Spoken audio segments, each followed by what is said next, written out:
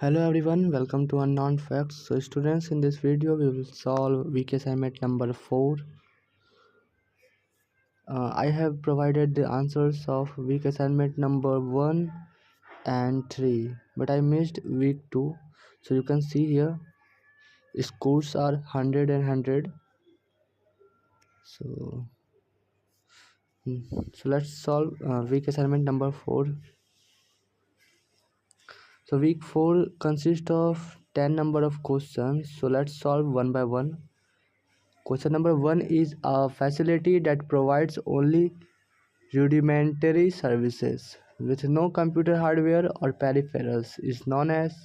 Options are cold site, hot site, warm site, service bureau.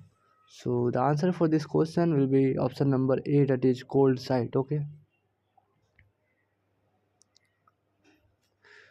Question number 2 is the amount of effort necessary to make the business function operational after the technology element is recovered is known as. Options are recovery time objective, work recovery time, maximum tolerable downtime, and recovery point objective. So the answer will be work recovery time. That is option number B. Question number 3 is contingency planning includes incident response plan, disaster recovery plan, business continuity plan, all the above. So the answer for this question will be incident response plan, disaster recovery plan, business community plan. All are correct ones. So the answer will be all of the above. Question number 4 is an investigation and assessment of the various adverse events that can affect the organization conducted as a preliminary phase of the contingency planning process, which includes a determination of how critical a system or set of information is to the organization's core processes and recovery priorities is known as. Options are risk assessment, business impact analysis, crisis management, incident damage assessment. So for this one, the most appropriate answer will be business impact analysis. That is option number B. So for question number 4, option B will be the correct one. Question number 5 is the process that prepares an organization to reestablish or relocate critical business operations during a disaster that affects operations at the primary site is known as. Options are business community planning, disaster recovery planning, strategic planning, operational planning. So the correct answer for this question would be option number A, that is business continuity planning.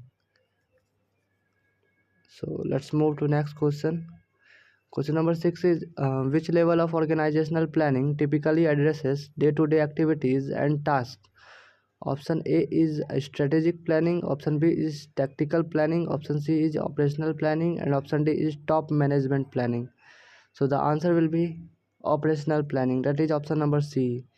For question number 6, option C will be the correct one.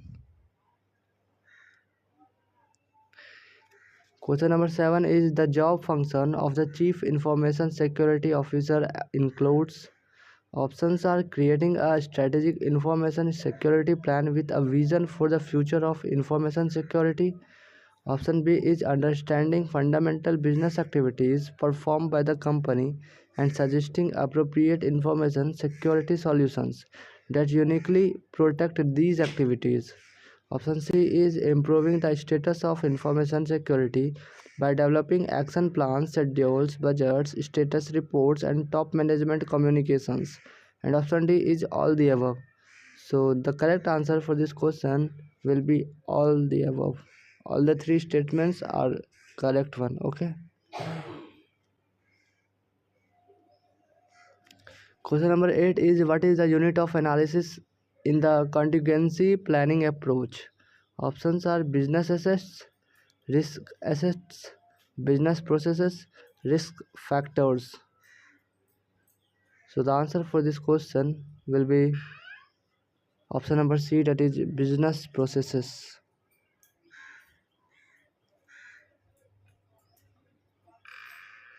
Question number 9 is which of the following is not a possible incident indicator?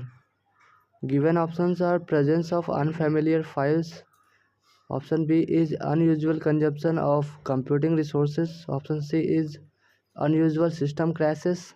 And option D is activities at unexpected times. So the appropriate answer for this question will be unusual system crashes. That is option number C. For question number 9, option C will be the correct one. So only one questions are remaining.